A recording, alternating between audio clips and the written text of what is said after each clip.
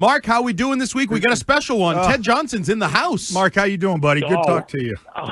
I'm doing good. I got to watch myself because if Ted comes to the game on Sunday, I might get my ass kicked. Trust me, his head felt the same way my head felt to him. And it was, if I can just, let me just toot your horn a little bit, man. That offensive line, the best offensive line I ever played against. Tom Nalen and Mark Schlereth. You look at that offense with Elway, Terrell Davis, Rod Smith, Shannon Sharp. They were – Ed McCaffrey was on that offense. And Alex Gibbs was your coach, and they had the best game plans against me. They would cut me. They would take me high. They would slip and scoop. And they just had me befuddled. And then Terrell Davis was running behind him. The best offensive line I ever played against was your offensive line and that Alex Gibbs, Tom Nalen, and you guys. Mark, a lot of respect for you. It's good to talk to you, man. You doing good, man? Everything is good, man. I appreciate that. You guys were always a challenge. And I tell you what, we got a great one, man. This is going to be good. Unfortunately around here, it's really crazy because around here, we get the win against Buffalo. And then, of course, we find out 45 minutes later that Bo Nix broke his ankle and he's out. And all the talk is about, can Stidham come in and play and blah, blah, blah. And meanwhile, I'm looking at our defense, and I went through the run game, and James Cook just ate us alive.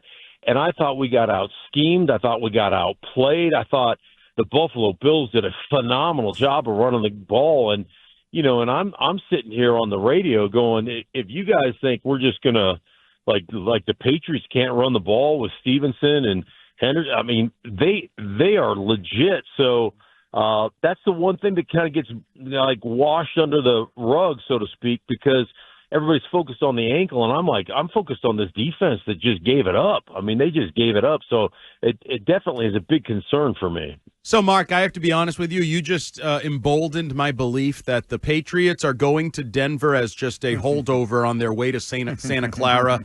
Jarrett Stidham can't be ready for this. They're not really the number one seed anymore. So what is the confidence level out there in Jarrett Stidham and his ability with Sean Payton to step up and pull the old Nick Foles thing off? I think there's confidence, but there's some trepidation as well.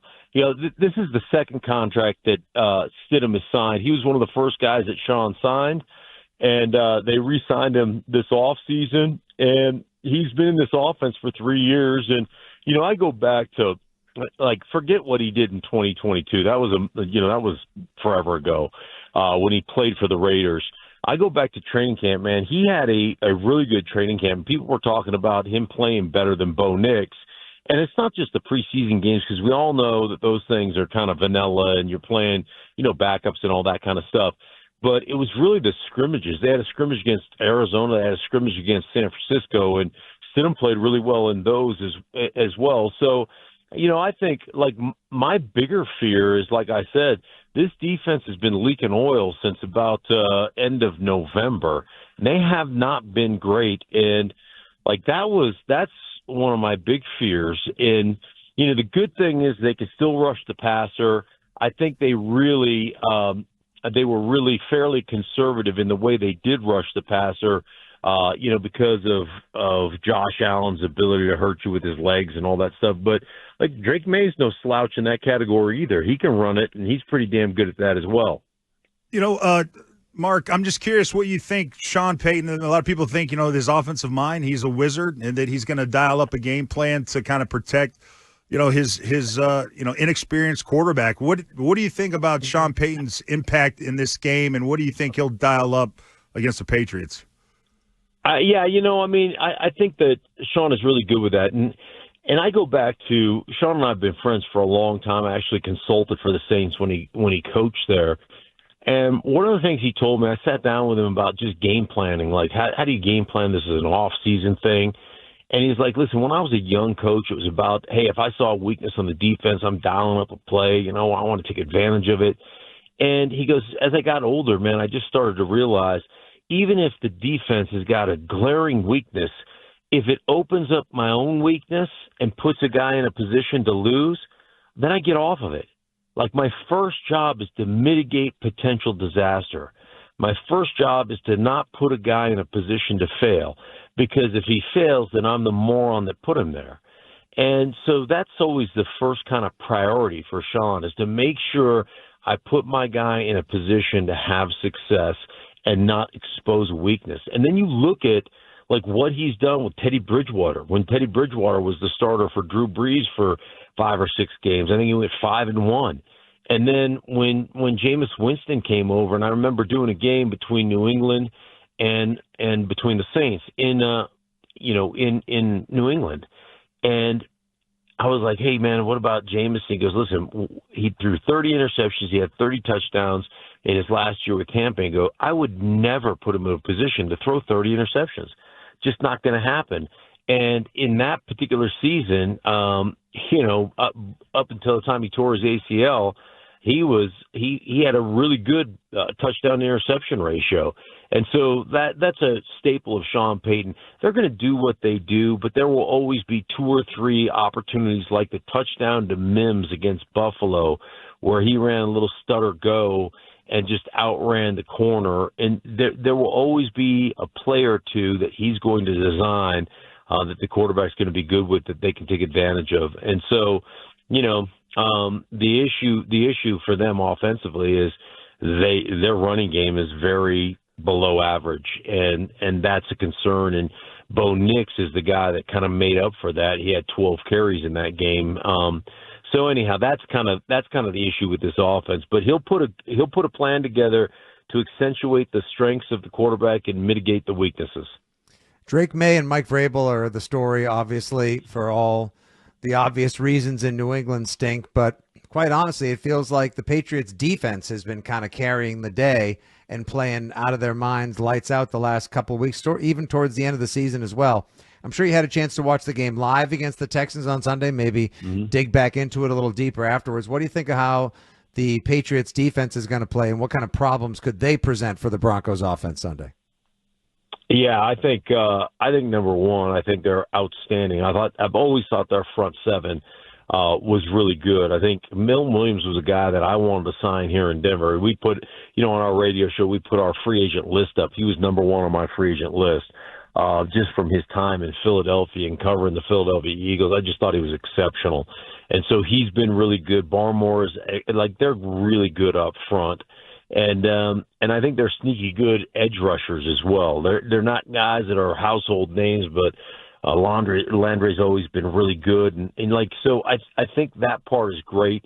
Plus, you guys got an Idaho Vandal that's flying around in Christian Ellis, and I mean, anytime you put a Vandal on your team, you're going to have good things happen to you. So now you got two corners. Carlton Davis is great. I think Gonzalez is one of the best in football. So it's going to be formidable. And one thing I know about Vrabel, and this is one of the things I love about Vrabel, although, as I've said many times on your program, he can be a salty bitch at times.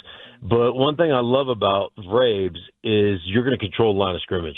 Man, you are going to try to win that line of scrimmage. There's always going to be a toughness element that his teams are going to play with. And I just respect the heck out of him as a player, played a bunch against him, and respect the heck out of him as a coach, because he understands that honestly, when all is said and done, if you win both lines of scrimmage, you're going to win a lot of football games. Insider calls like this one with Mark Schlereth are brought to you by Nationwide. For your insurance and financial needs, Nationwide is on your side. A wise man on the radio named Mark Schlereth once told me that sacks are a quarterback statistic. So I'm wondering, are forced fumble sacks also a quarterback statistic? Mark, what do you think of 6 fumbles over the last 2 games from Drake Maye? What Will Campbell is doing or not doing to protect the franchise? What are your thoughts on that issue for the Patriots? Yeah, I mean, that's a huge issue. And it's always one of those things. It's almost like when you tell your little league son not to throw, not to walk anybody, right? You go, hey, don't walk anybody, don't walk anybody, don't walk anybody. And what does he do? He throws 4 balls in a row, and then you scream at him. Yep. It is one of those almost self-fulfilling prophecies. And, it's hard, Obviously, he's got to do a better job of maintaining possession of the football. And then, part of it is how you call a game and how you protect your quarterback through the way you call the game, through the way you run it, through the way you set up your play action, your play pass stuff, all those things that help, mitigate that pass rush. The biggest thing is to have success early so you don't have yourself in second and long situations and third and long situations. So, defensive players have to respect, if you're third down and 7 and you run some play pass thing, they don't respect that. They just are going to rush the passer. And so a lot of that has to do with, how good you are. Now, Houston's a different animal. Danielle Hunter is probably the most underrated, undervalued player in the National Football League. That dude is a freak show. Will Anderson is incredible. Their inside guys are damn good players. Togiai has been great for them for about the last second half of the season. He has been unbelievable. So they're a different animal that way. And I just don't think you've got the same edge presence. Although Cooper for Denver and Benito are really good players, they're not Hunter and Anderson. I can guarantee you that. So that probably bodes well for the offensive line and for the way they're calling plays in New England. Mark, I always kind of get a kick out of some of the external factors that play a part in these playoff games, and that being you guys are living there at Mile High, in the altitude, a lot of altitude talk. I'm just, if you could clear, maybe just tell people, what is the Mile High experience like for visiting teams? Does the altitude, is it as bad as they say it is? What are your thoughts on playing there at Mile High and the difficulties that teams have coming there? Yeah, I never played here as a visitor. I always as a guy that was playing for the team.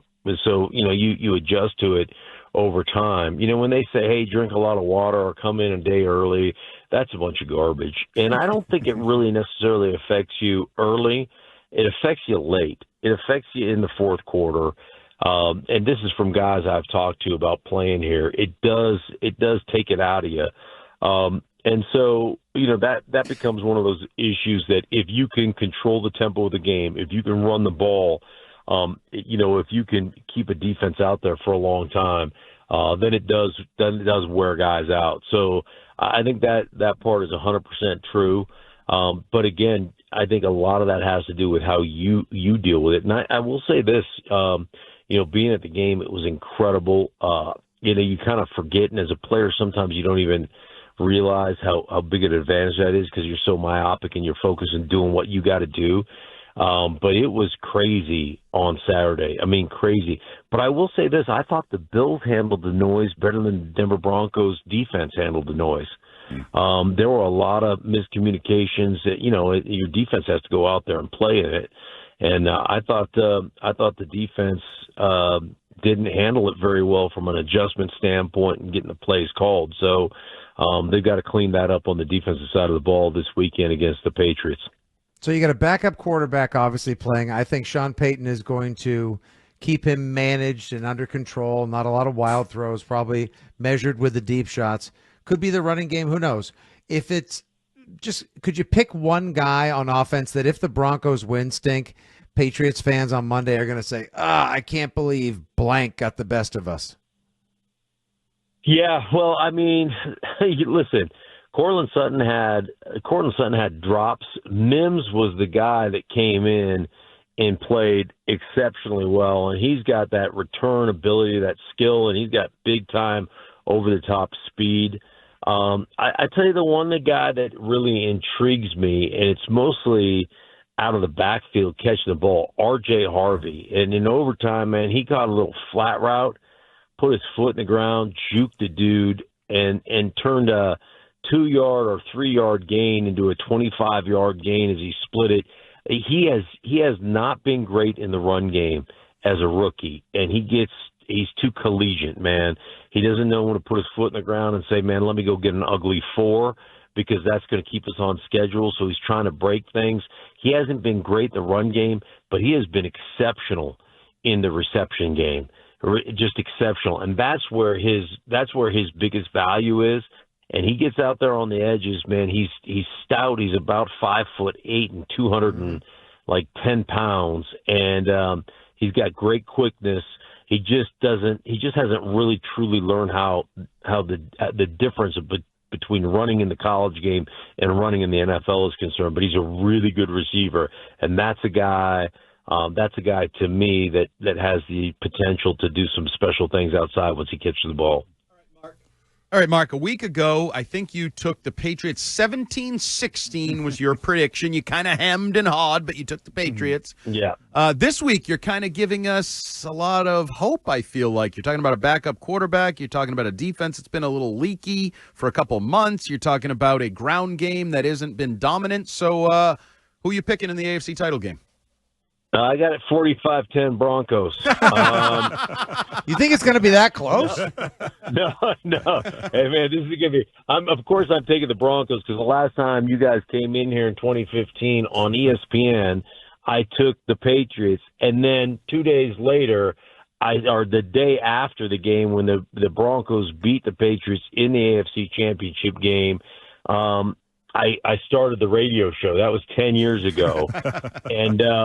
And needless to say, I was out of the circle for a while. I had to work my way back into Broncos country. So I cannot. I think it'll be tight. I think it's going to be a great game. I do think defensively, I think they clean some stuff up, but I think it's going to be close. And I'll take the Broncos with trepidation, like 23-20. I think it's going to be a tight game.